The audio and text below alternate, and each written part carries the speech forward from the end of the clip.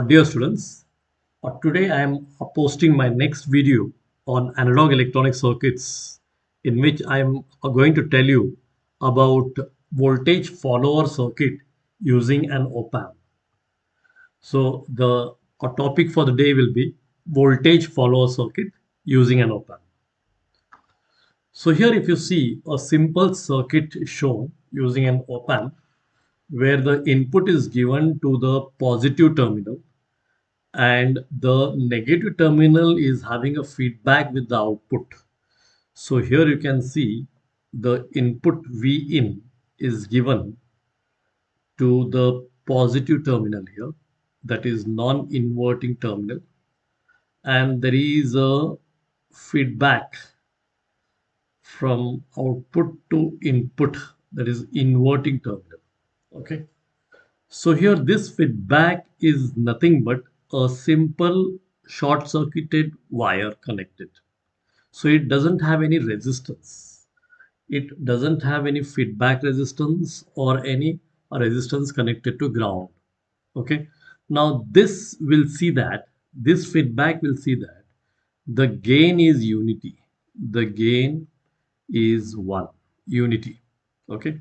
When the gain is 1, then whatever input you are going to give here, okay, that input, even if you take the difference between the two inputs here, so what will happen is this difference will be equal to V in minus 0. Okay, so this only will be the input.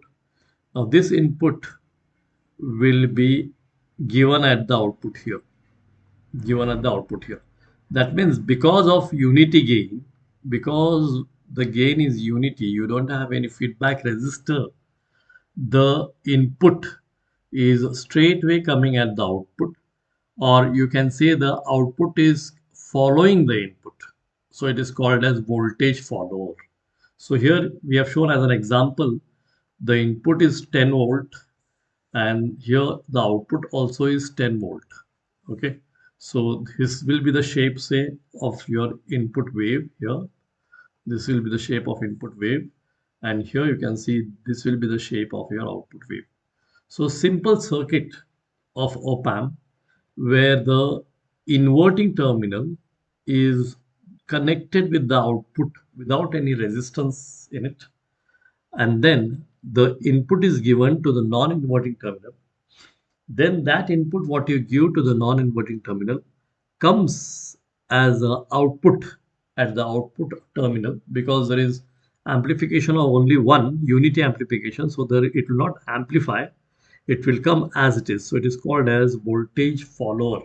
The output is following the input. Okay.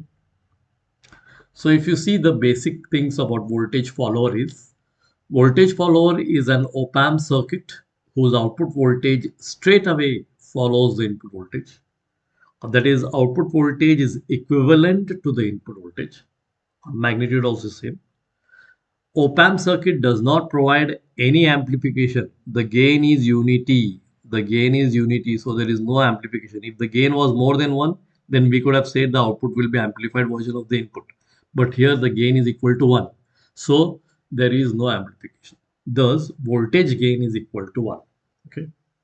Now, if you see a practical circuit here you can see same circuit, only thing we have shown a power source. Okay, so here input is the power source which is given to the non-inverting terminal, and then you can have a output here, and then the inverting terminal is having a feedback. Inverting terminal is having a feedback. Okay, so this power source is your input. This is your input. Okay. Now this is given to the non-inverting terminal plus. Okay.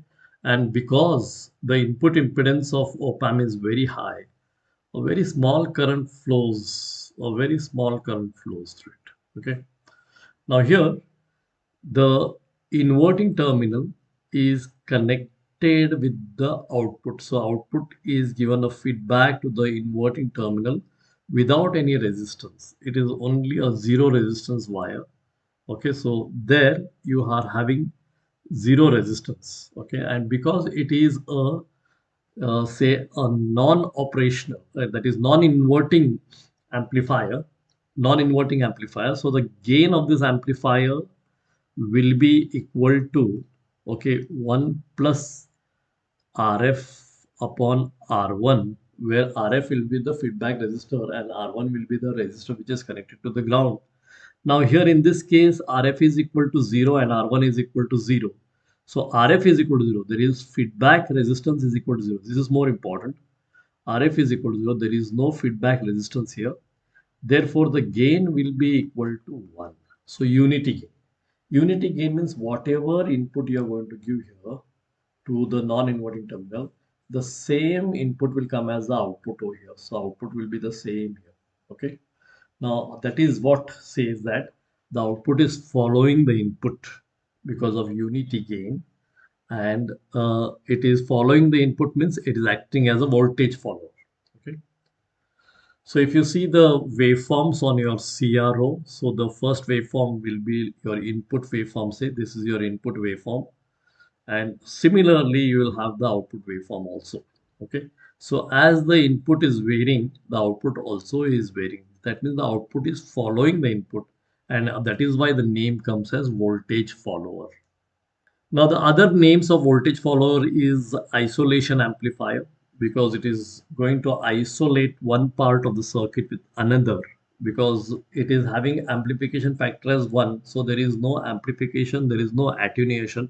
So you are only separating one part of the circuit with another part of the circuit because of high input impedance, and that is electrical isolation. Okay. Then it can also be called as a buffer amplifier. Even here we are speaking the same thing. There is an electrical isolation.